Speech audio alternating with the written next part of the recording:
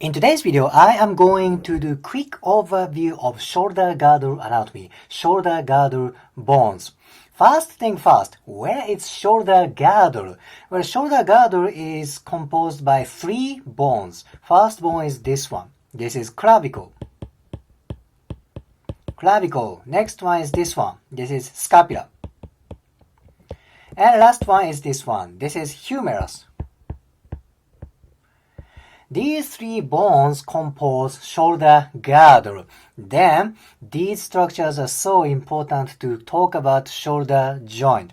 Where is shoulder joint? In narrow sense, that's this one. This is a usual shoulder joint that people think about.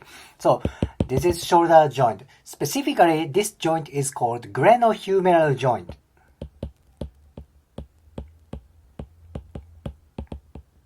Glenohumeral joint. If you study more detail about anatomy, it is believed there are like 5 or 6 joints around shoulder girdle. But I will not talk about other joints for today's video. This is just quick overview. Anyhow, this is glenohumeral joint. This joint is composed by scapula and humerus. It's very important thing. Now let me give you some more ideas. I said clavicle is part of shoulder girdle. So what if somebody has fracture on clavicle? That may problem.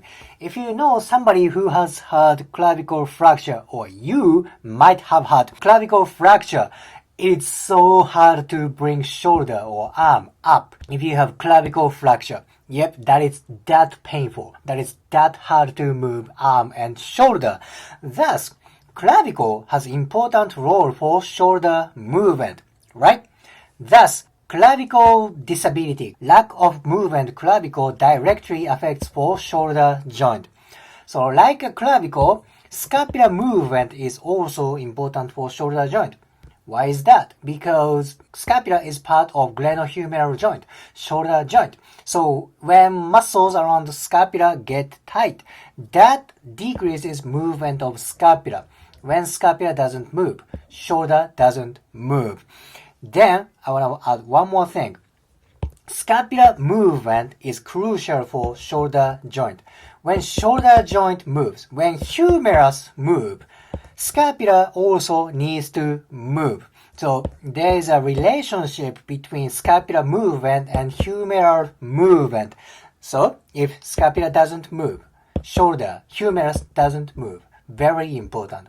I think scapular movement and clavicle movement are kind of ignored for shoulder movement, humerus movement. But if you think about all these bones are connected together, you cannot ignore one single bone, one single movement. I hope today's video helps for your understanding anatomy around shoulder girdle.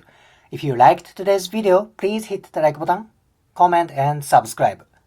See you next video.